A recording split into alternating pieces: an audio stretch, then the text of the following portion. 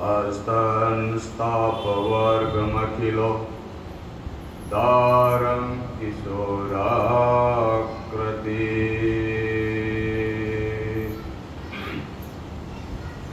कृष्णाय वासुदेवाय हरये परमात्मने प्रणतक्लेशनाशाय गोविन्दाय नमो नमः। अथ वाणीसुधार्थे कीर्तनं मुरलीधरा मनमोहना मुरलीधरा हे नंदनंदन नारायणा हे नंदनंदन नारायणा मुरलीधरा मनमोहना मुरलीधरा हे नंदनंदन नारायणा हे नंदनंदन नारायणा हे नंदनंदन नारायणा हे नंदनंदन नारायणा हे नंदनंदन नारायणा हे नंदनंदन नारायणा मुरलीधरा मनमोहना मुरलीधरा मनमोहना हे नंदनंदन नारायणा हे नंदनंदन नारायणा हे नंदनंदन नारायणा हे नंदनंदन नारायणा हे नंदनंदन नारायणा हे नंदनंदन नारायणा मुरलीधरा मनमोहना मुरलीधरा हे नंदनंदन नारायणा हे नंदनंदन नारायणा हे नंदनंदन नारायणा हे नंदनंदन नारायणा हे नंदनंदन नारायणा हे नंदनंदन नारायणा हे नंदनंदन नारायण भगवान की गणेश जी महाराज की हनुमंतलाल की विश्वकर्मा भगवान की श्री लड्डू गोपाल की श्री मुरलीधर कन्यालाल की। आज भागवत का 6वां दिवस। जैसे कि इस भागवत का आयोजन मुरलीधर मंदिर ट्रस्ट ने किया है और साथ में मुरलीधर महिला मंडल ने भी। तो कल कथा चल रही थी महाभारत का चरित्र, पांडवों किस प्रकार हुआ और स्वर्गारोहण के बाद में राजा परीक्षित का राज्याभिषेक। धर्म प्रोजित के तवोत्र परमो निर्मत्सराणां सतां वेद्यां वास्तवमत्र वस्ततो शिवतं तापत्रयोन्मूलनम्। श्रीमद्भागवते महामुनिकृते किं वा परेरीश्वर सत्यो हत्यवरुद्ध अत्र कर्तव्ये शोस्त्रो सुपिष्ठनात्। कि राजा परीक्षित राज्याभिषेक और कलयुग चाहता है कि राजा परीक्षित समाप्त हो तो मैं अपने पैर जमाऊं।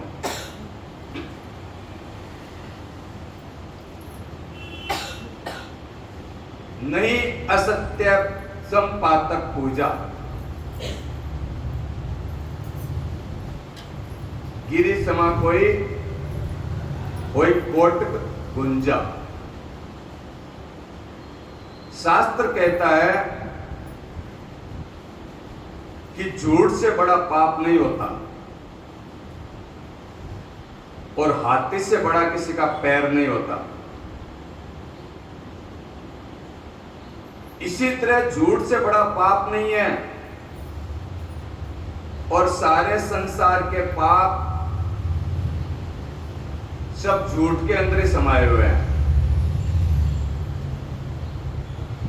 जो व्यक्ति सत्य बोलता है वो पाप से बच जाता है, क्योंकि व्यक्ति अगर पाप करेगा और सत्य बता देगा तो उसकी कीर्ति होगी, अपकीर्ति नहीं होगी। भाई झूठ बोला लेकिन बता दी, तो उसकी कीर्ति होती है संसार में। सत्य बोलने पर व्यक्ति पापों से बच जाता है।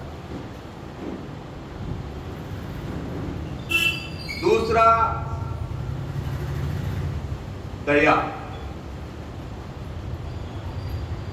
और तीसरा दान और चौथा तप।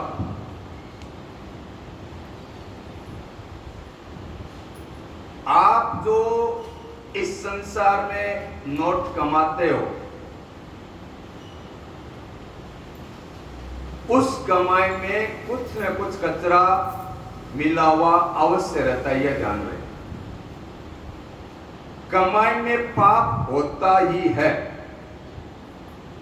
व्यक्ति चाहे कितनी भी कोशिश कर ले, पाप तो हो ही जाएगा। तो उस कमाई में कचरा मिला होता है, पाप मिला होता है।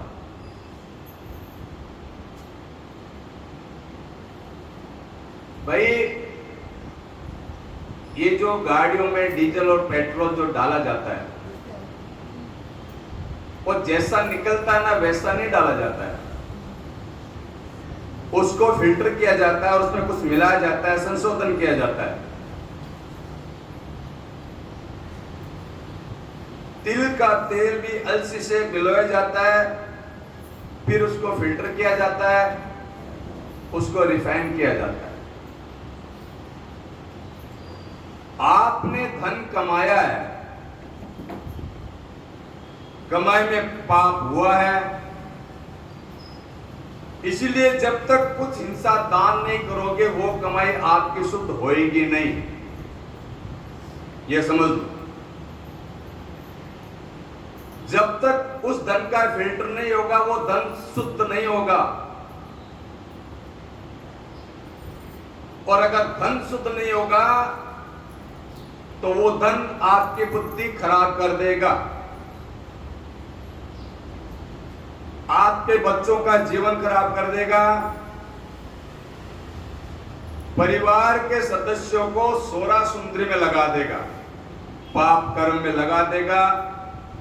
इसलिए धन कमा के थोड़ा दान करना चाहिए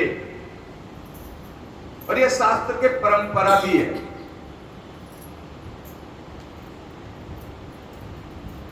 दान नहीं करोगे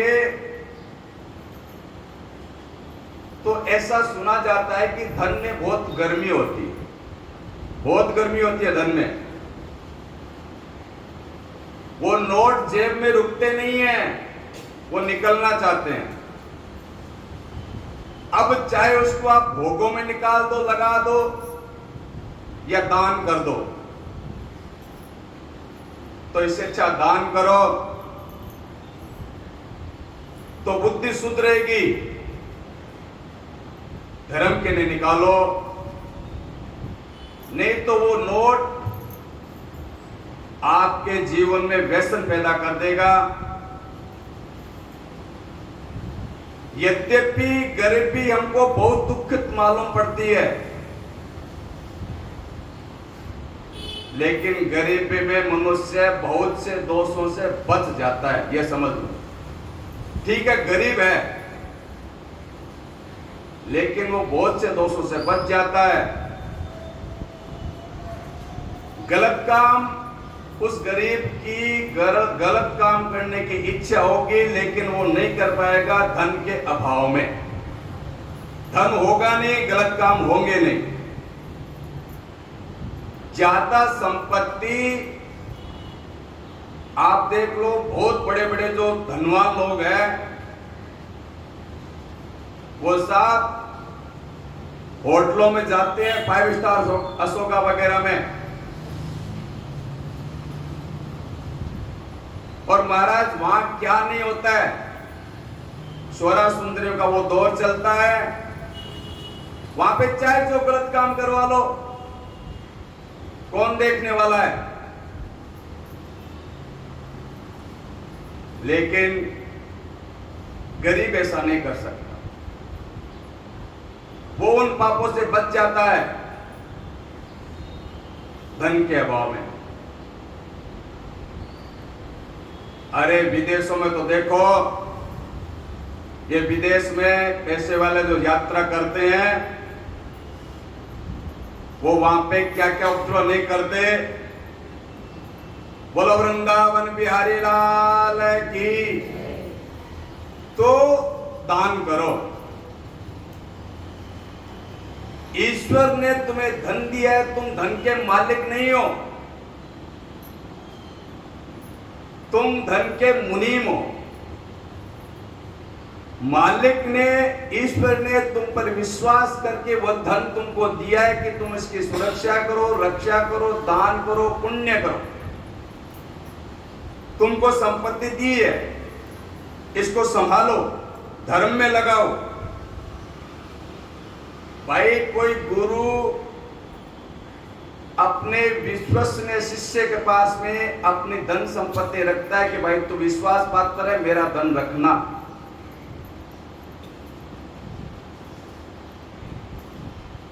और वैसे ही जैसे मुनीम के पास सेठ अपना धन रख देता है, अगर वो मुनीम उस धन का दुरुपयोग करता है, तो उससे वो सेठ उसका अधिकार छीन लेता, भाई तुम इसके लायक नहीं हो। तो संपत्ति पाके अगर दुरुपयोग करोगे तो वो संपत्ति चली जाएगी, इसलिए दान करो। यह धर्म का तीसरा चरण है। चौथा चरण है तप। अपनी इंद्रियों को गलत रास्ते पे जाने के लिए रोको। परमात्मा का चिंतन करते रहना, यह तप कहलाता है। इस धर्म के लिए 4 चरण हैं। अगर ये 4 चरण आपके जीवन में है, तो आप जैसा कोई धार्मिक नहीं है। ऐसे ही कोई धर्म के चिन्ह धारण कर ले, उसका कल्याण नहीं होगा।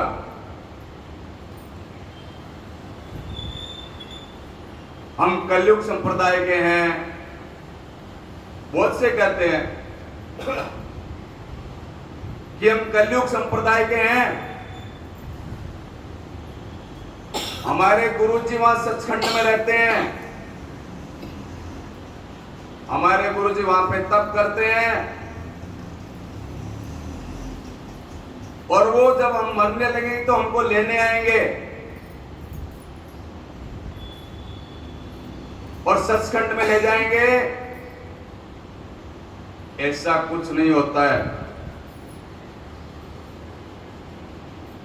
ये केवल पोप लीला है, केवल पोप लीला, दिखावटी या किसी को बेवकूफ बनाने का, इसके अलावा कुछ नहीं। वास्तव में कर्म ही आपका ईश्वर है, कर्म ही आपका गुरु है। कर्मणे जायते विलियते कर्मे। कर्म से जीव जन्म लेता है, और कर्म से ही जीव मरता है। कर्म से सुख दुख उसको मिलता है और कर्म से ही हानि लाभ का संयोग होता है। कर्म बुद्धि ईश्वरा, कर्म ही तुम्हारा ईश्वर है, कर्म ही तुम्हारा गुरु है। इसलिए समय रहते जीव को अपने कर्म सुधार लेने चाहिए। तुम्हारे कर्म ठीक होंगे तो गुरु गोविंद दोनों मिल जाएंगे, ठाकुर भी मिल जाएगा टेढ़ी टांग वाला। अगर आपके कर्म सही नहीं होंगे तो ना गुरु मिलेगा ना गोविंद मिलेगा, न गुरु साहिब होगा न गोविंद। कर्म सुधारो। ये धर्म के 4 चरण हैं। जब ये टूटने लगते हैं, कटने लगते हैं, तो भगवान को अवतार लेना पड़ता है। धर्म संस्थापनाय संभवामि युगे युगे। धर्म की स्थापना के लिए भगवान युगों युगों में जन्म लेते हैं, अवतार लेते हैं। भगवान, अरे भाई, धर्म बहुत ऊंची वस्तु है, बहुत ऊंची।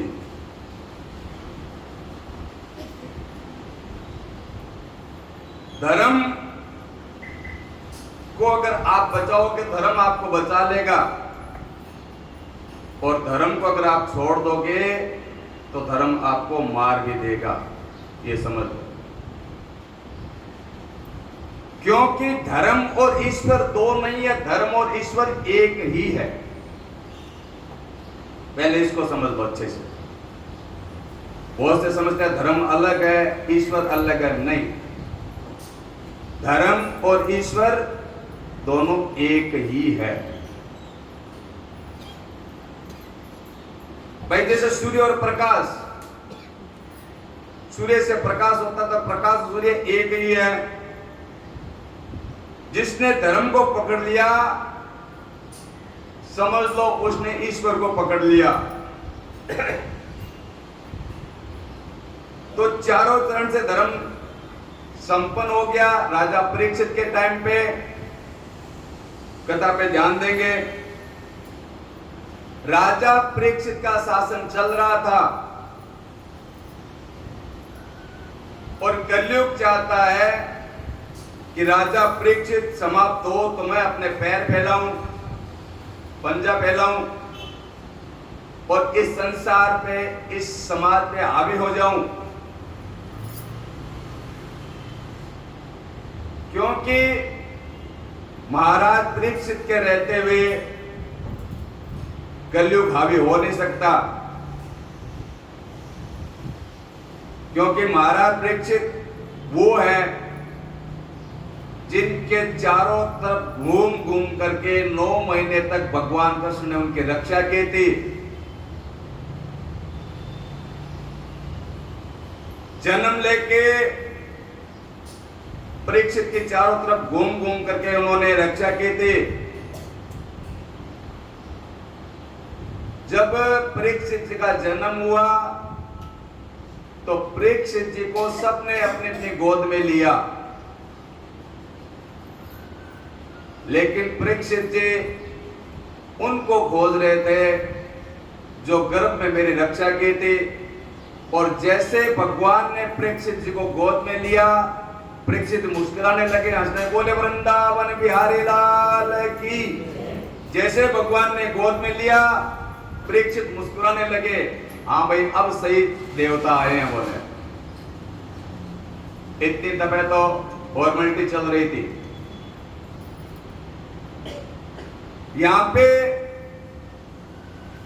राजा परीक्षित व्रत जवान हुए, युवा हुए, राज्याभिषेक हुआ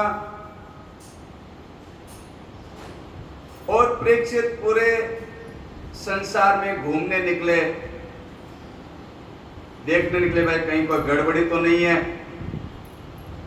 वैसे तो सबने पराजय स्वीकार कर ली थी पूरे संसार में, ये पूरे भूमंडल में उस समय एक ही साम्राज्य था, राजा परीक्षित का।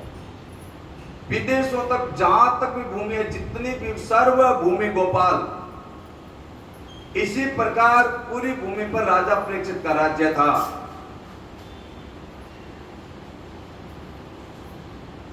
और जहां पर भी जाएं परीक्षित जी, वहां पे भगवान कृष्ण की कथाएं सुनने को मिलती है। और महाराज परीक्षित उनकी कथाओं को सुन करके बहुत पसंद होते हैं। जहां जाएं वहां पे पांडवों का गुणगान हो रहा है, भगवान कृष्ण का गुणगान हो रहा है, गाथाएं सुनने को मिलती है। अब जब राजा परीक्षित वापस आ रहे थे तो देखा एक बेल सिर्फ एक पैर पे खड़ा है, 3 पैर उस पैर बेल के गायब हैं। वो बेल सिर्फ एक पैर पे खड़ा है और उसके पास में एक दुबली पतली गाय भी खड़ी है।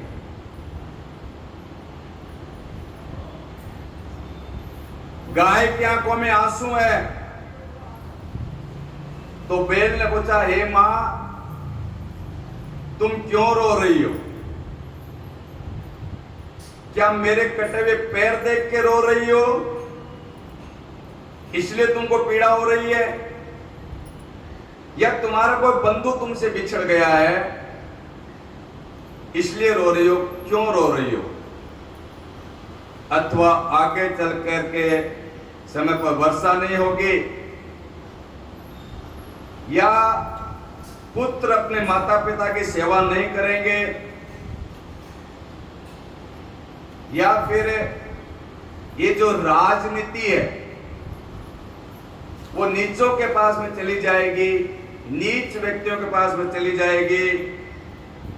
व्यक्ति सिर्फ अर्थ और काम का अधिकारी हो जाएगा, दास हो जाएगा, और सिर्फ उन समय उन व्यक्तियों का सिर्फ खाना कमाना, यही सिर्फ सिद्धांत रह जाएगा। तो इतने सब कारणों की वजह से तुम रो रही हो, अथवा भगवान ने अपनी लीला समाप्त कर दी है इसलिए रो रही हो? किस लिए रो रही हो? वो पृथ्वी, गाय पृथ्वी थी और बेल धर्म।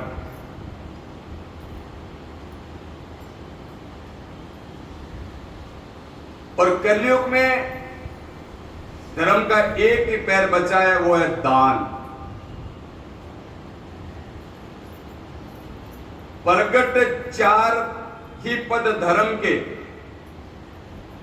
कलि में एक प्रधान, जेन केन विधि दीजिए, दान करे कल्याण।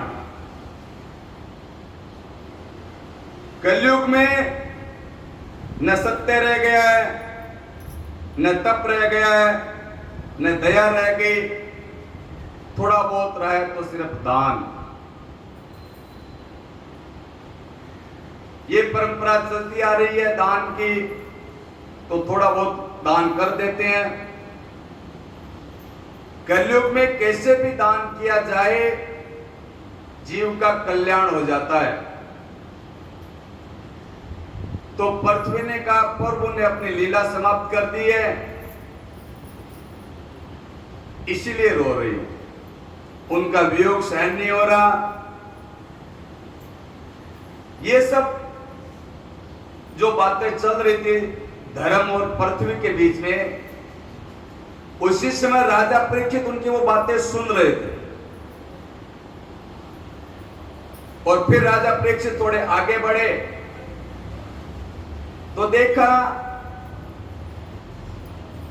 एक कोई व्यक्ति राजा का वेशभूषा धारण किया हुआ है, राजा के वस्त्र पहना हुआ है,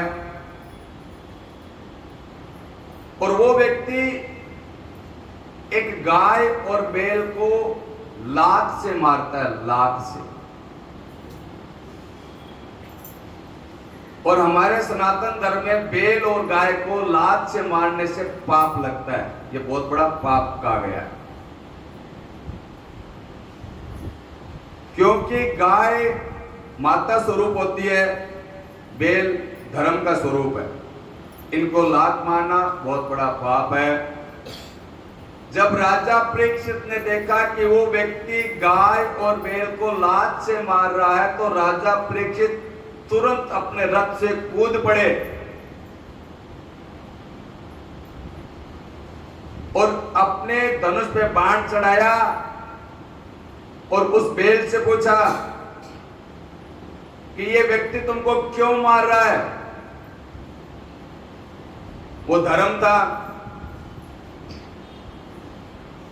तो वो बोला, भाई जीवन में कष्ट क्यों आता है, इसके बारे में शास्त्रों में मतांतर है, एक मत नहीं है, बहुत से मत है। कोई कहता है ईश्वर की ओर से दुख आता है, कोई कहता है काल की ओर से दुख आता है, कोई कहता है अपने कर्मों से दुख मिलता है, कोई कहता है मन दुख और सुख का हेतु है। अब हे राजन, मैं किसको बताऊं मुझे कष्ट कौन दे रहा है। तो राजा परीक्षित समझ गए ये धर्म है, और धर्म किसी को दोषी नहीं मानता। तो उस राजा ने जो राजा का वेश धारण किया उस व्यक्ति से पूछा, भाई तुम कौन हो और तुम इस गाय और बैल को लात क्यों मार रहा है,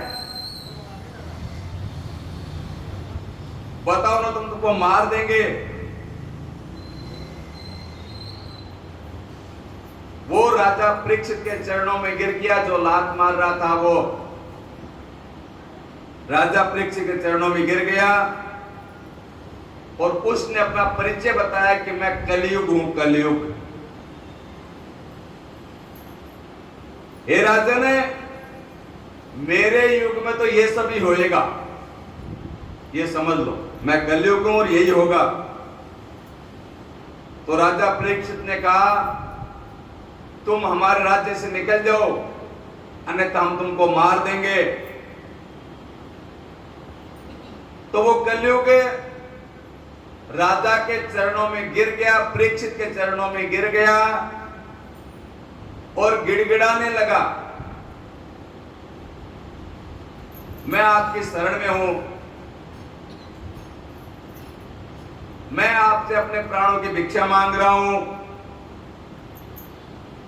देखो, जो चरणों में गिर जाए, शरणागत हो जाए, प्राणों की भिक्षा मांगे, उसको मारना नहीं चाहिए, शास्त्र कहता है।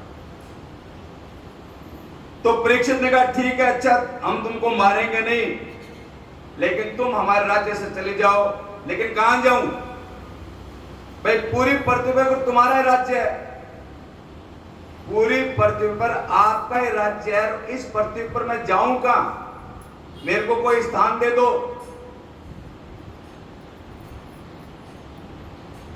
रहने को। तो परीक्षित ने उस कलयुग को 4 स्थान दिए रहने के लिए। पहला जुआ, दूसरा शराब, तीसरा चरित्रहीन स्त्री, चौथा हिंसा से कमाया हुआ धन। वो कलयुग बहुत ज्यादा गिड़गिड़ाने लगा, तो फिर राजा परीक्षित ने उससे कहा कि भाई, पाप से कमाए हुए स्वर्ण में भी तुम्हारा वास रहेगा, यानी सोने में तुम्हारा स्थान रहेगा। ये 5 स्थान कलयुग को रहने को दिए, और इन 5 दोषों से अगर कोई व्यक्ति बच जाए तो उस पे कलयुग का प्रभाव नहीं पड़ेगा। बोले वृंदावन बिहारी लाल की। तो जो व्यक्ति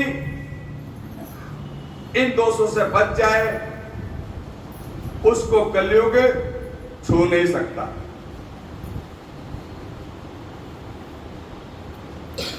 जब तक कलयुग छुएगा नहीं, आपकी या उस जीव की बुद्धि भ्रष्ट नहीं होगी। ये ध्यान रखना। बुद्धि में नास्तिकता तभी आती है जब कलयुग सवार हो जाता है, हावी हो जाता है। बोलो वृंदावन बिहारी लाल की। तो महाराज परीक्षित ने उसे वरदान दे दिया, ये 5 स्थान दे दिए,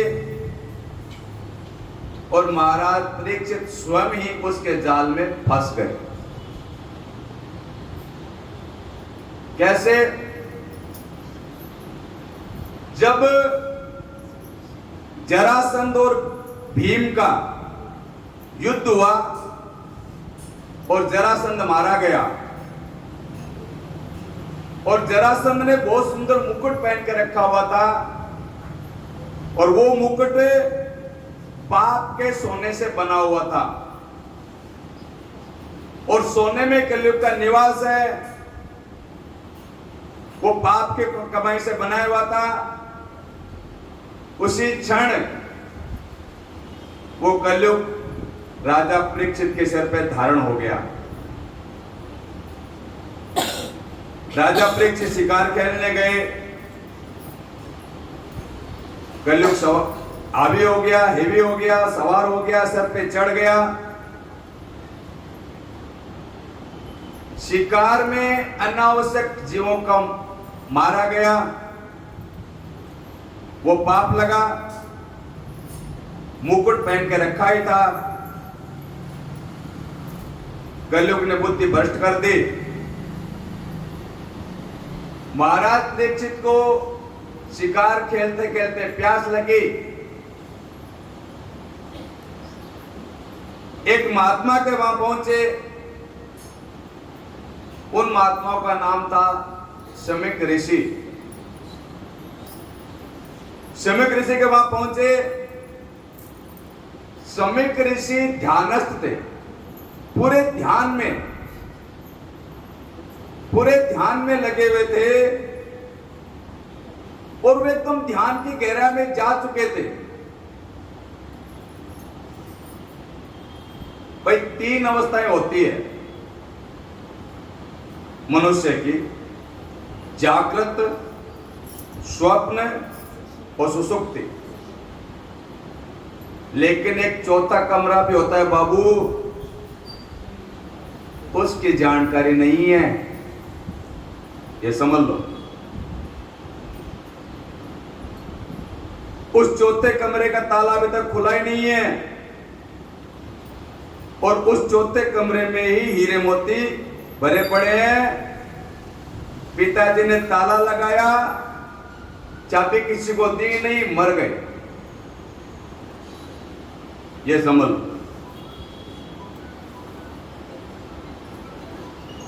एक लंबा शेड है, जैसे रेलगाड़ी में 4 डिब्बे होते हैं, उसी प्रकार से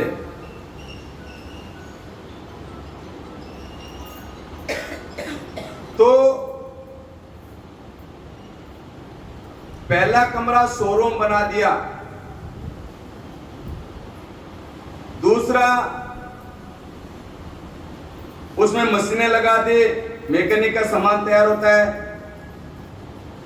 तीसरे में बिस्तर लगा दिए, वो सो रहा है।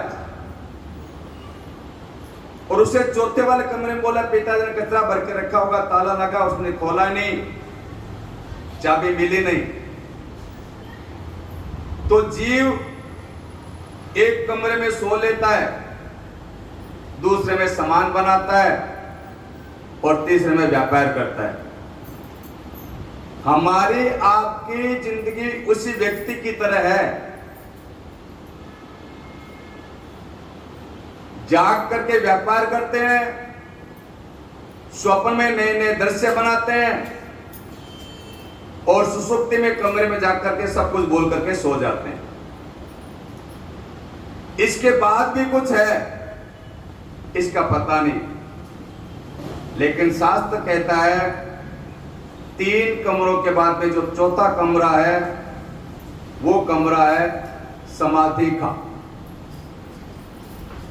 चौथी अवस्था होती है समाधि। धी माने बुद्धि।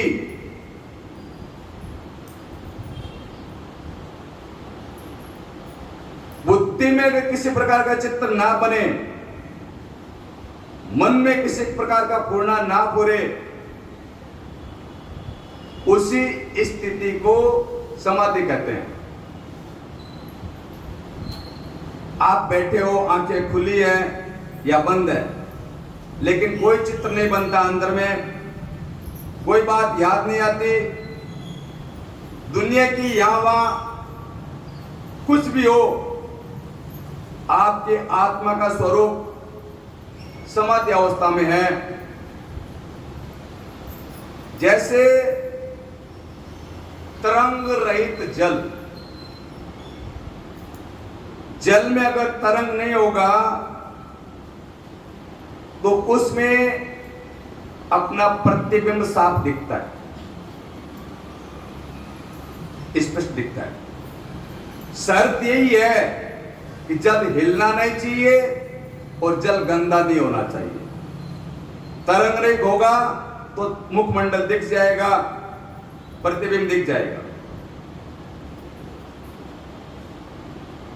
इसी तरह आपके हृदय की स्थिति भी ठीक वैसे ही है। आपके हृदय में किसी प्रकार का तरलता नहीं आनी चाहिए और हृदय एकदम स्थिर हो जाना चाहिए। उस हृदय में आत्मा और परमात्मा का दर्शन हो सकता है। शर्त यही है कि आपका हृदय निर्मल होना चाहिए, मन जो है वो निश्चल होना चाहिए।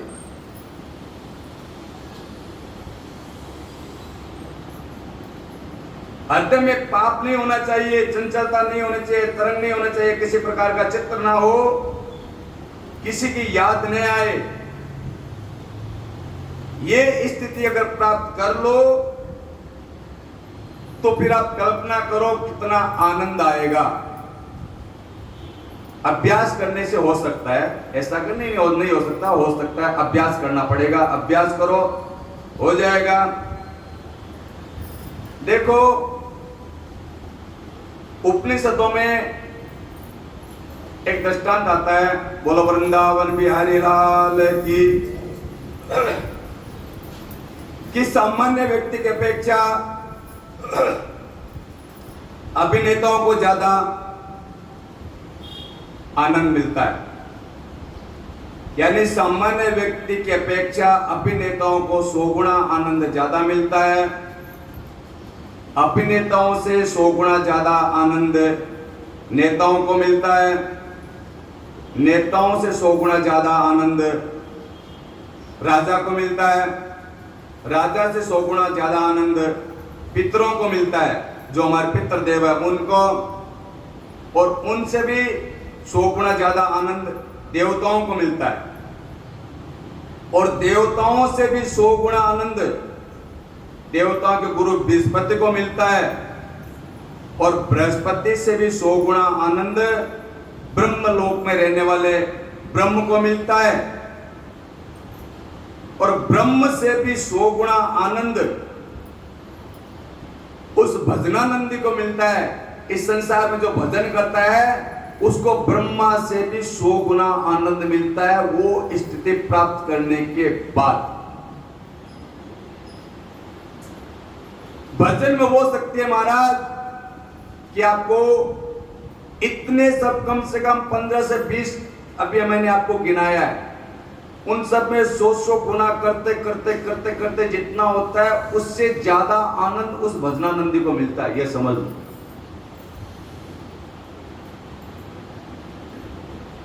जिसके जिसके मन में संसार के प्रति कोई संकल्प नहीं होगा, वो ब्रह्मलोक में पहुंचने के बाद जो आनंद मिलता है उससे ज्यादा आनंद मिलता है, मिल सकता है, इसी जन्म में मिल सकता है। उसके लिए थोड़ा अभ्यास करना पड़ेगा, खोज करना पड़ेगा, किसी जानकार व्यक्ति गुरु से मिलना पड़ेगा, वो गुरु आपको समझाएगा स्टेप बाय स्टेप। जहां हम शून्य हो जाते हैं, फिर कानों में कोई शब्द नहीं सुनाई पड़ता, मन में किसी प्रकार का संकल्प नहीं उठता, जहां बुद्धि संसार में कोई चित्र नहीं बनाती, ब्रह्म में स्थित हो जाती है, तो तुम्हें परमात्मा का स्वरूप दिख जाएगा। असंभव नहीं है, कठिन जरूर है, लेकिन असंभव नहीं है, संभव है। तो मन को वश में रखना पड़ेगा। अर्जुन ने कहा, प्रभु मन तो वश में होता नहीं है,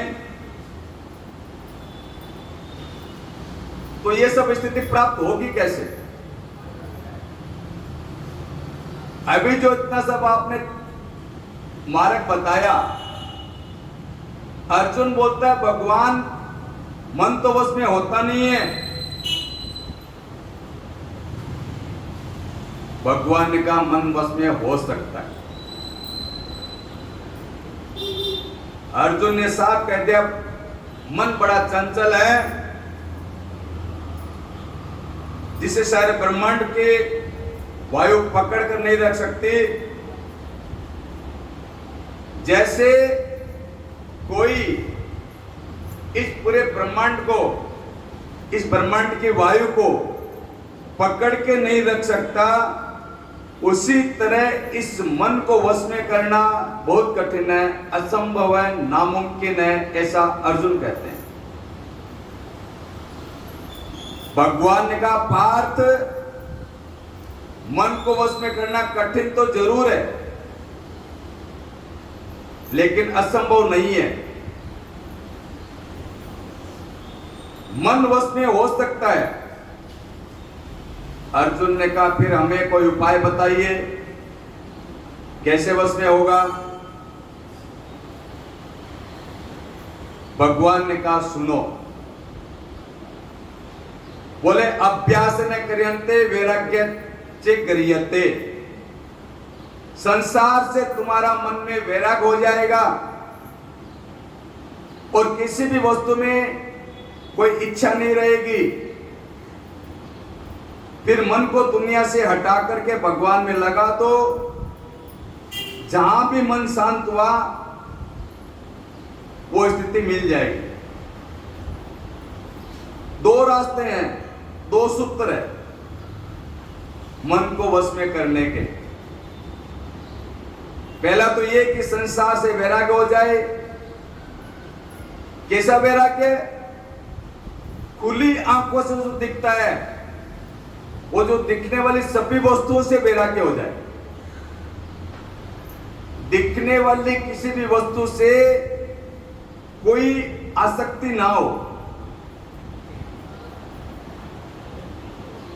और कानों से सुने हुए पदार्थों से और स्वर्ग से भी वैराग्य हो जाए।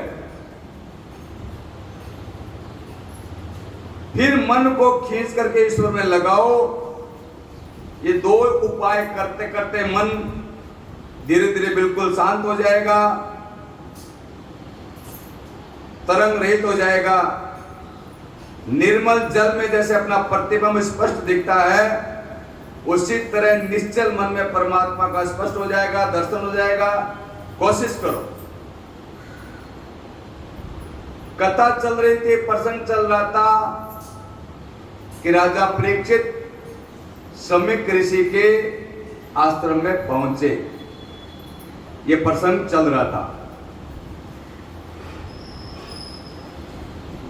तो सम्यक ऋषि ध्यान में थे। महाराज परीक्षित ने आकर के आवाज लगाई, मैं इस देश का सम्राट हूं, मैं आपके आश्रम में आया हूं, मुझे प्यास लगी है। लेकिन महाराज उन महात्मा को महाराज परीक्षित की आवाज सुनाई नहीं दी। वो ध्यानस्थ थे, ध्यान में लीन थे। वे ध्यान एक वो मुद्रा है, समाधि एक वो मुद्रा है कि आर पार कुछ हो जाए पता नहीं चलता।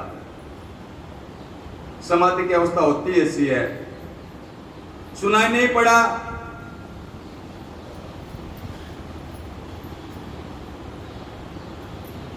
एक दृष्टांत आता है, जैन धर्म में महावीर स्वामी वो ध्यान में बैठे थे।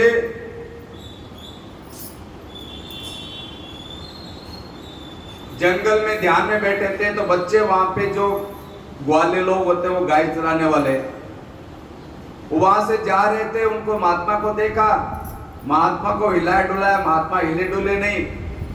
एक बच्चे ने एक कान में सलाई इधर से डाली, यहां से निकाल दी, दूसरी तरफ से निकाल दी, लेकिन महावीर स्वामी हिले नहीं, उनको पता ही नहीं चला। फिर भगवान इंद्र ने आकर के उनके कान ठीक किए। तो कहने का अभिप्राय यह है कि ध्यान की वो गहराई, उसमें आप जब पहुंच जाओ, उस समय वो जीव शून्य हो जाता है। जगत के किसी चित्र के आपके मन में कोई बनता नहीं है, कोई फूरना नहीं फूरता। कोशिश करो, अभ्यास किए बगैर ये सब प्राप्त नहीं हो सकता।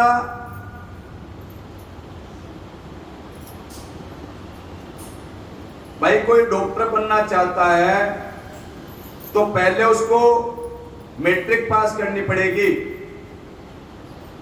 पीएमटी पास करनी पड़ेगी, फिर उसको कॉलेज जाओगे, आगे फिर डॉक्टर बनेगा। बिना मैट्रिक के आपको पीएमटी की परीक्षा कोई देने नहीं देगा, और पीएमटी किए बगैर कॉलेज में प्रवेश होगा नहीं। तो महाराज ऋषि एकदम शांत थे।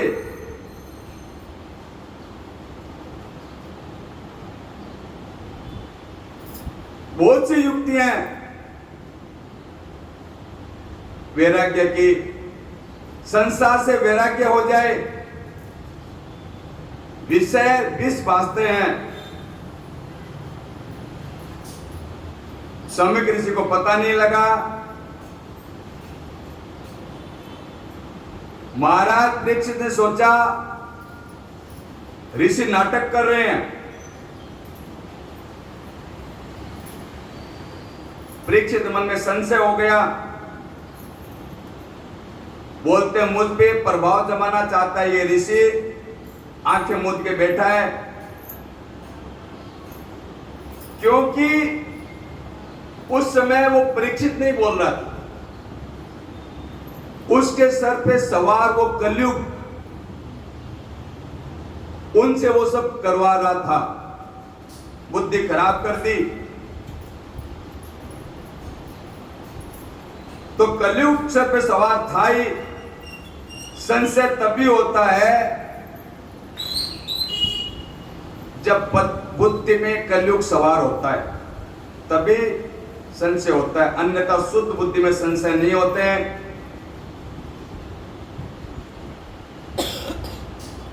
तो महाराज परीक्षित ने सोचा है मुझ पे दोष जमाना चाहता है। तो वहां पे मरा हुआ सर्प पड़ा हुआ था, तो महाराज ने बाण से सर्प को उठाया और ऋषि के गले में डाल दिया। बोले बनावटी समाधि होगा तो चौंक जाएगा, लेकिन वहां पे बनावटी नहीं थी, असली समाधि थी। उन ऋषि को कोई पता नहीं चला। चलो अब चाहिए ये था कि चलो सांप डाल दिया, लेकिन हटा देते, लेकिन हटाए नहीं, वो वैसे छोड़ के चले गए। सर्प को अलग किया नहीं। विनाशकारी विपरीत बुद्धि,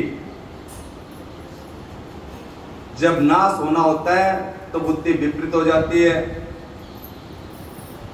वो सर्प गले में छोड़ के चले गए।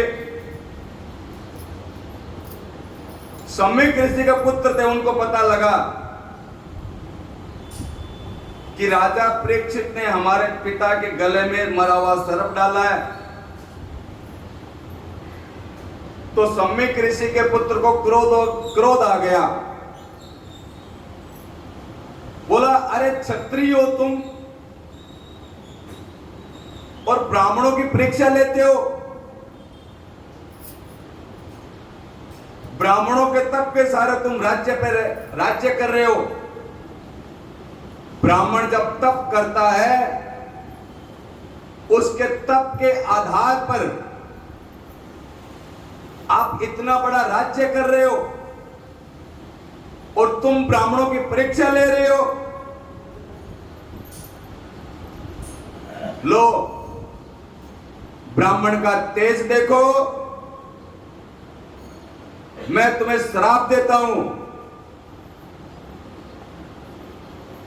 तुमने हमारे पिता के गले में मरा हुआ सर्प डाला है। आज से 7वें दिन तक्षक नाम का सर्प तुमको डसेगा और तुम मर जाओगे।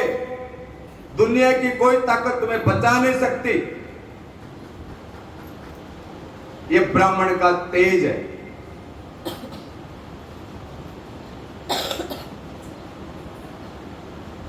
तो वो चले गए, उसने श्राप दे दिया।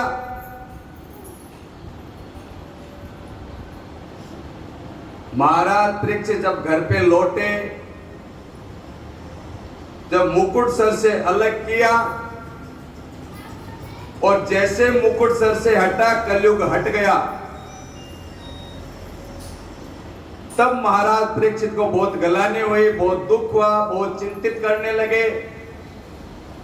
कि हे परमात्मा, ये मैंने क्या किया। एक तपस्वी का अपमान कर दिया। हे परमात्मा, आज ही, अभी ही, इसी वक्त मेरा सारा राज्य चला जाए, मैंने ये दोष किया है। बहुत गिलानी हुई। मैं धन के मद में किसी का अपमान कर दिया, मैंने एक ब्राह्मण का अपमान किया है। बहुत गिलानी हुई। जब समाधि खुली उन महात्माओं की जिसके गले में सर्प डाला था, जब समाधि खुली तो उनका पुत्र उनके पास में बैठा हुआ रो रहा था। तो रोते हुए पुत्र को ऋषि ने पूछा, बेटा तुम क्यों रो रहे हो?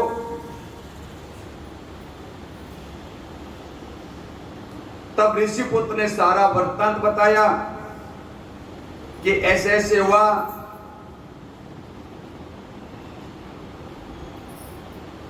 जब उन महात्माओं को पता लगा कि हमारे पुत्र ने उस राजा को श्राप दे दिया, तो उनको बहुत पीड़ा हुई। और वो ऋषि अपने पुत्र को बोलते हैं, बेटा दूसरों के दोष नहीं देखने चाहिए। ये संत कहते हैं, जो दूसरों के पहाड़ जैसे दोष को भी राय के समान बताते हैं कि भाई कुछ नहीं, चलो कोई नहीं, हो गया। और कुछ तो ऐसे होते हैं कि कण भर किसी का दोष हो तो पहाड़ के समान बताते हैं। तो छोटे को बड़ा करके भी दिखाते हैं। ये दुष्टों का स्वभाव होता है। दूसरे की छोटी सी गलती को बड़ा करके दिखाते हैं। और दूसरे की बड़ी बड़ी अच्छाइयों को छोटा करके बताते हैं। देखो, हर घर में एक सूप होता है, सूप, और एक होती है छलनी, आटा छानने वाली। तो सूप क्या करता है, अनाज को अंदर रखता है, ऐसे फटकेंगे तो अनाज अंदर रहेगा, कचरा बाहर निकल जाएगा, बाहर फेंकते हैं, वो अनाज को अंदर रख लेगा, कचरे को बाहर निकाल देगा। इसी प्रकार आटा छानने वाली छलनी वो क्या करती है, आटा सब नीचे बाहर निकाल देती है और चोकर अपने अंदर समेट लेती है, अपने अंदर रख लेती है। तो ये जो दो होते हैं ना घर घर में, एक अनाज को अंदर रखता है, वो सूप होता है, बढ़िया आटे को बाहर फेंकता है, चोकर अंदर रखता है, वो छलनी होती है। इसी प्रकार से इस दुनिया में भी दो प्रकार के लोग होते हैं। दूसरे की बुराइयों को अपने अंदर रख लेते हैं, आटा चालने में छलनी की तरह बुराई अपने अंदर रख लेते हैं, अच्छाइयां बाहर फेंक देते हैं। दूसरे होते हैं अच्छाइयां अपने अंदर रख लेते हैं, बुराइयां बाहर फेंक देते हैं। तो इसी प्रकार यह सब होता है। जो कचरा अपने अंदर रखता है वो कचरा बन जाता है। बोलो वृंदावन बिहारी लाल की। अरे भाई, कचरा अंदर रखो, कचरा करी बन जाओगे। हर मोहल्ले में कचरा घर बना होता है, रखा होता है डब्बा, वो बोलता है लाओ भाई सारा कचरा मेरे अंदर डाल दो, सारे मोहल्ले कचरा मैं रख लूंगा। ऐसे कुछ लोग होते हैं, बोले सारे समाज का कचरा मैं अपने अंदर रख लूंगा। उसने ये गलती की, उसने ऐसा किया, उसने ऐसा किया, इसने ऐसा वो किया। अरे भाई, किसी ने कुछ भी किया, तुम अपना मन, दिल, शरीर कचरा घर क्यों बनाते हो? जिसने जो किया देखा जाएगा। तो महात्मा ये सब समझाते हैं कि किस प्रकार से अभी कोई सामान्य व्यक्ति अगर होता, वापस प्रसंग में आते हैं, कथा चल रही थी, ऋषि पुत्र रो रहा था, तो ऋषि ने पूछा भाई क्यों रो रहे हो, और उसने श्राप दिया। तो महात्मा कहते हैं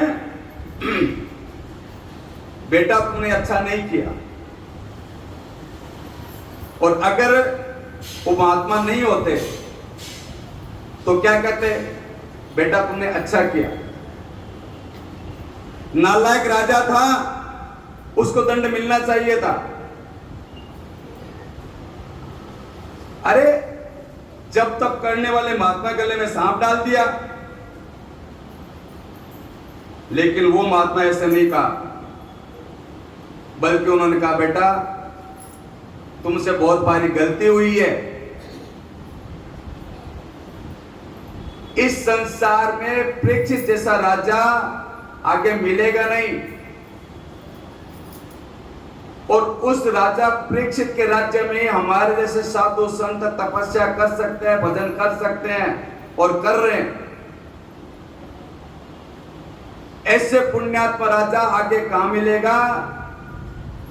ठीक है, परीक्षित से गलती हुई है, लेकिन वो प्रारब्ध के बस हुई है। वो उसने कलयुग धारण होने की वजह से गलती हुई है बेटा। वो राजा बड़े धार्मिक हैं। हे परमात्मा, हे जगदम्बा भगवती, मेरे बेटे ने जो गलती की है उसे माफ करना।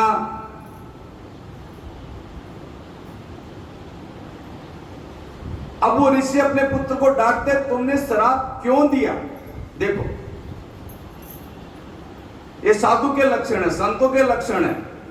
भाई तुम, उन्होंने गलती की लेकिन तुमने श्राप क्यों दिया? अपने पुत्र को डांटते हैं। राजा ने कोई गलती की, उस पे वो ऋषि ध्यान नहीं देते हैं। कहते हैं जाओ उस राजा को सूचित करो, परीक्षित को सूचित करो कि 7वें दिन तुम्हारी मृत्यु है, कोई उपाय कर लो। देखो, शत्रु के हित में भी सोचते हैं, ये संत का स्वभाव है। उनका गोमुख नाम का शिष्य था, उसको भेजा कि भाई जाकर उनको बोलो, और वो शिष्य जाकर परीक्षित को सुनाया कि राजन ऐसा ऐसा हुआ, 7वें दिन तुम्हारी मृत्यु।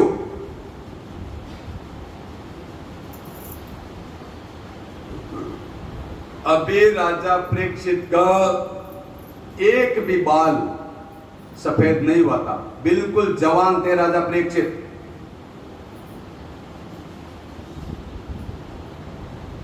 चार पुत्र, पत्नी और सारे संसार का राज्य।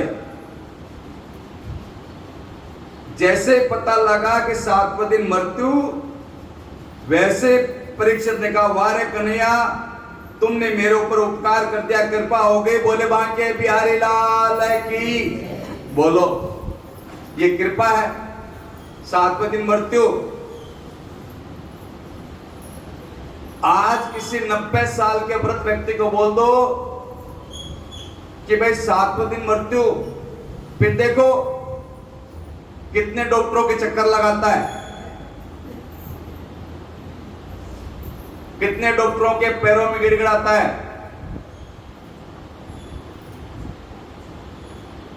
हे डॉक्टर साहब हमें बचा लो, अभी पड़पोते लड़पोते की शादी देखना बाकी है। बोले कितने महात्माओं के पैरों में गिरेगा, महाराज आशीर्वाद दे दो, डॉक्टर साहब बचा लो, स्वामी जी आशीर्वाद दे दो, हमें बचा लो। अभी नाते पोते पड़पोतों की शादियां देखनी बाकी है। एक सेठ था, बहुत धन कमाया, बहुत धन कमाया। अपने मुनीम से पूछता है कि ये मुनीम अपने पास कितना धन है और कितने दिनों तक और कितनी पीढ़ी तक बैठे बैठे अपने खा सकते हैं, बताओ कितना धन है अपने पास। मुनीम ने हिसाब लगाया, महाराज जी सेठ जी, बोले 9 पीढ़ी तक, 9 पीढ़ी, 9 पीढ़ी तक अगर बैठ के धन खाए तब जाके खत्म हो। तो बोला 10वीं पीढ़ी भूखी मर जाएगी। बोलो 10वीं पीढ़ी की चिंता अभी से।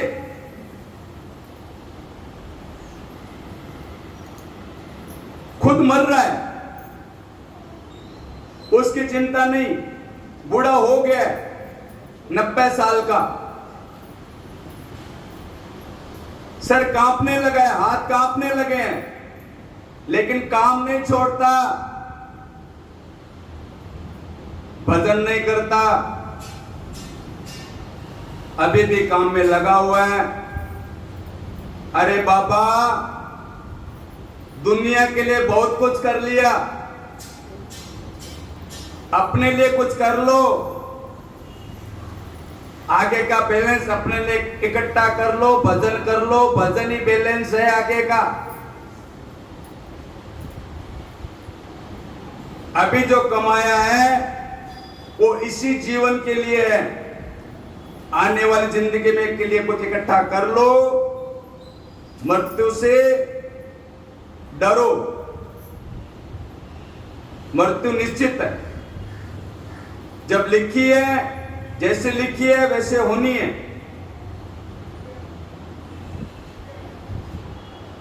ज्यादा घर में छुपने की कोशिश करोगे कुछ नहीं होगा। मौत तो आकर के रहेगी, घर में हो तो भी आएगी, बाहर होगे तो भी आएगी, रण में होगे तो भी आएगी। गीता में भगवान साफ कहते हैं, मैं ही मौत बन के आता हूं। जब मौत आए तो सोचना चाहिए ठाकुर आ गए, बांके बिहारी गले लगाने आ गए, बात बन जाएगी। चिंता मत कर, मरना तो है ही। हाय हाय करेगा तो भी मरेगा, और भगवान का नाम लेगा तो सदगति को प्राप्त होगा। बोलो बांके बिहारी लाल की। तो बांके बिहारी आ गए, मृत्यु का भय नहीं होगा, और भगवान के दर्शन हो जाएंगे। एक बार भगवान विष्णु आए थे दर्शन करने के लिए भगवान शंकर के। बोलो शंकर भगवान की। काशी में यमराज जी आए थे दर्शन करने के, दोनों साथ में आए थे। एक कबूतर कहीं बैठा हुआ है, उसके भाग्य में लिखा है कि 2 घड़ी बाद में लोकालोक पर्वत पर रहने वाली बिल्ली खाएगी। आप देखो, लोकालोक पर्वत लाखों मील दूर है, और 2 घड़ी में कैसे तो वो कबूतर वहां पहुंचेगा और कैसे बिल्ली पहुंचेगी। तो ना बिल्ली वहां पहुंच सकते ना कबूतर पहुंच सकता, लेकिन लिखा कि दोनों मरेंगे। तो यमराज का वारे ठाकुर तेरी लीला तू ही जाने। देखो, परमात्मा की सृष्टि में गड़बड़ी नहीं हो सकती, ये सही है। अब वो कैसे होगा, क्या होगा, वो जाने। तुम्हारी ट्रेन लेट हो सकती है, मोटर लेट हो सकती है, प्लेन लेट हो सकता है, लेकिन सूर्य कभी लेट हुआ है? बोलो भाई, नहीं हुआ। चंद्रमा लेट हुआ है कभी? नहीं हुआ। वायु नहीं हुई। सृष्टि में जब से ये सृष्टि बनी है तब से वायु चल रही है। 5 मिनट के लिए भी वायु लेट नहीं हुई है। और अगर वायु लेट हो जाए तो सोचो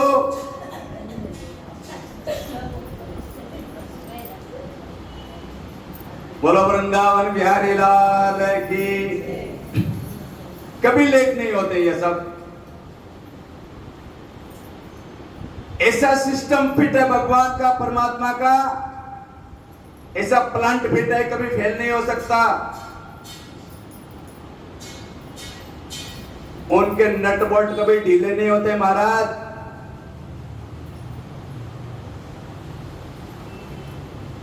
आज भी 100 साल आगे का सूर्य ग्रहण कब होगा, हमारे सनातन धर्म का पंचांग बता देगा कि आज से 100 साल आगे सूर्य ग्रहण कब होगा और कितने बजे होगा, कितने मिनट पे होगा, कब पड़ेगा, पंचांग बता देगा।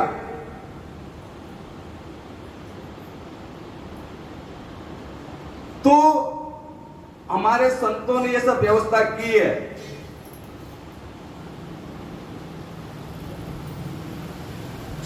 और उनके बताए हुए समय में कभी अंतर नहीं आएगा, 1 मिनट का भी अंतर नहीं होगा, यह समझ लो।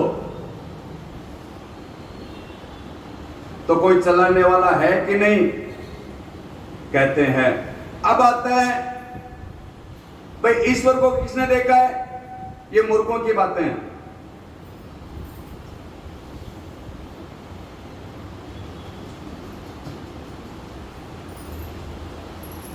भाई मिश्री में मिठास है, वो दिखाई देती है कि मिश्री में मिठास है, लेकिन खाने से अनुभव होता है कि इसमें मिठास है। अब कोई उससे पूछ ले मूर्ख से कि भाई चल उसका मिठास कैसा, उसका रंग कैसा मिठास का, उसकी शक्ल कैसी है मिठास की, जीभ में जो मिठास लगता है, उस मूर्ख से पूछा जाए चल तू मीठी तेरे को लग गई, अब उसका तो थोड़ा शक्ल बता दे कैसी है, उसका रूप कैसा है मिठास का, वो बता पाएगा? आंखों से दिख रहा है तो उससे मुझे बता दे शक्ल कैसी है। दूसरा आता है पुष्प है, पुष्प पे सुगंध है, उसकी शक्ल बता दो, नहीं बता पाएगा।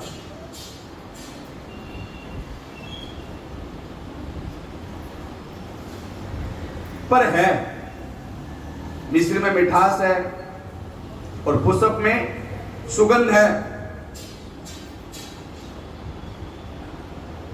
तो ये जरूरी नहीं कि जो तुम्हें दिखाई दे वो है, जो नहीं दिखाई देता वो नहीं है। मानना पड़ेगा ईश्वर है।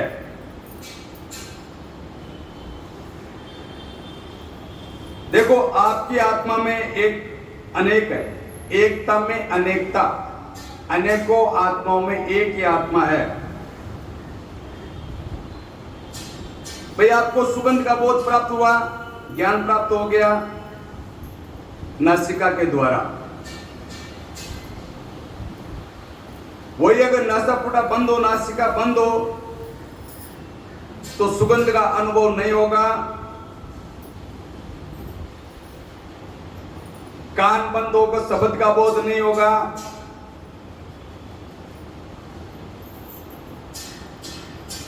तो आत्मा एक है भाई, नाक एक ही है, कान एक ही है, मुख एक ही है, सभी जगह एक ही है, कनेक्शन थोड़ा जोड़ा हुआ है सब जगह से।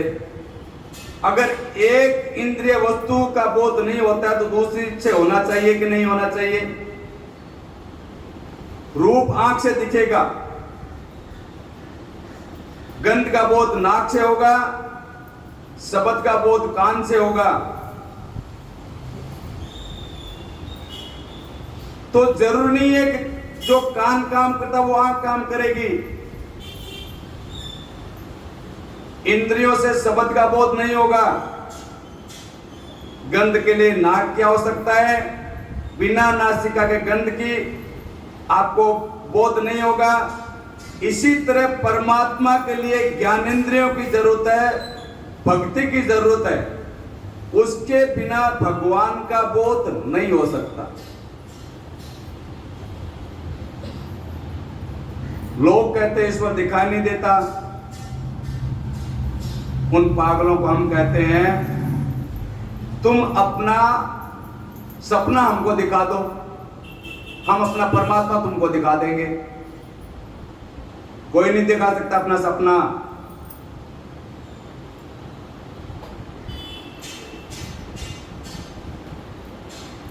लेकिन हम उस सपने को नहीं बता सकते। सपना आएगा और सपना उसी को दिखेगा जिसको सपना आएगा। इसी तरह जिसके पास ज्ञानेंद्रियां होगी, भक्ति होगी, भगवान उसी को दिखाई देंगे और किसी को दिखाई नहीं दे सकता। तुम्हारे अंदर जब इंद्रियों जाग जाएगी, तुम्हें भी ईश्वर का अनुभव होगा। तो कथा आगे बढ़ती है। ब्रह्मा जी ने तप किया और ब्रह्मा जी का हृदय शुद्ध हुआ। तब भगवान नारायण उनके हृदय में प्रकट हो गए।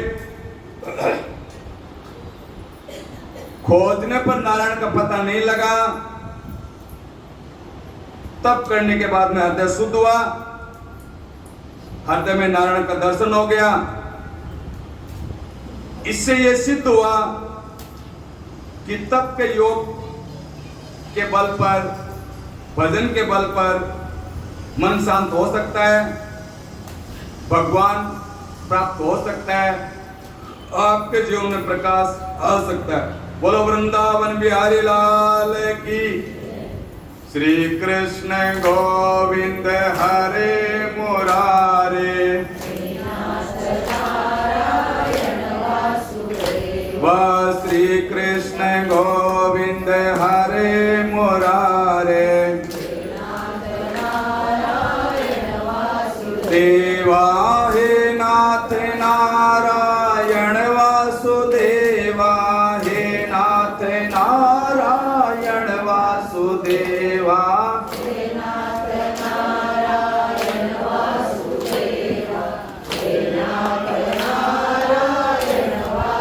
देवा श्री कृष्ण गोविंद हरे मुरारे, देवा श्री कृष्ण गोविंद हरे मुरारे, देवा हे नाथ नारायण वासुदेवा, हे नाथ नारायण वासुदेवा,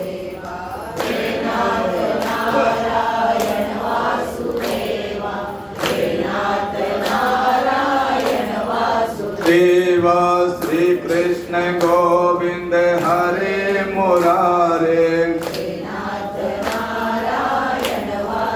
देवा श्री कृष्ण गोविंद हरे मुरारी, देवा हे नाथ नारायण वासुदेवा, हे नाथ देवा राधे कृष्णा कृष्णा कृष्णा राधे राधे राधे कृष्णा, राधे राधे कृष्णा कृष्णा कृष्णा राधे राधे राधे कृष्णा, हरे रामा राम राम हरे हरे, हरे रामा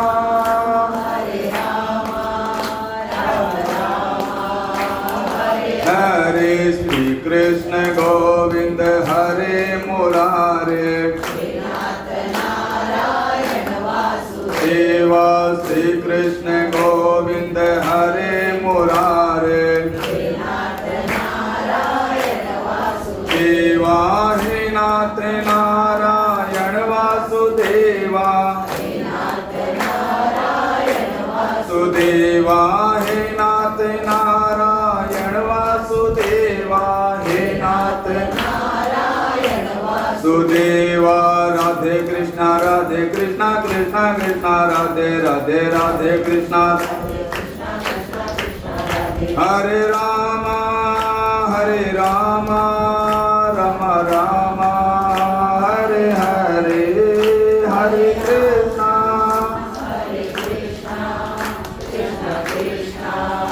हरे हरे, श्री कृष्ण गोविंद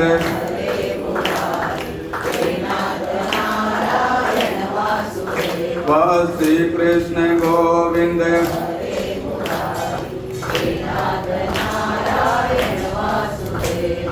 मुरलीधरा मुरलीधरा,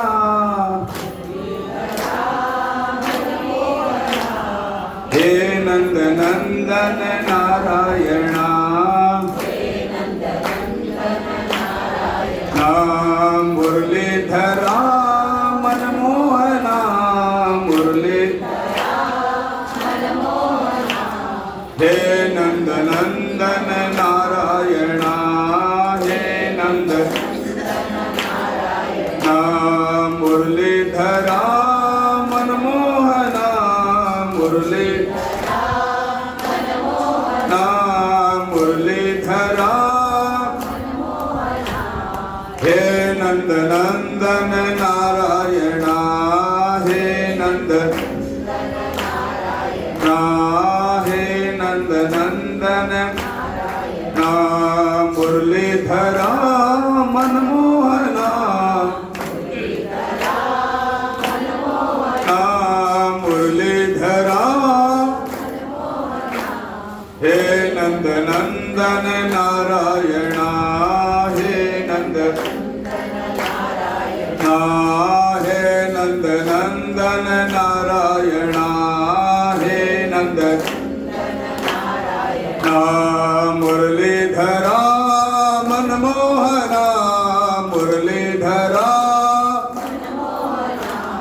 हे नंद नंदन नारायण हे नंद नंदन नारायण हे नंद मुरलीधरा मनमोहना मुरलीधरा हे नंद नंदन नारायण हे नंद नंदन हे नंद नंदन नारायण हे नंद नंदन मुरलीधरा मनमोहना मुरली हे नंद नंदन नारायण हे नंद नारायण भगवान की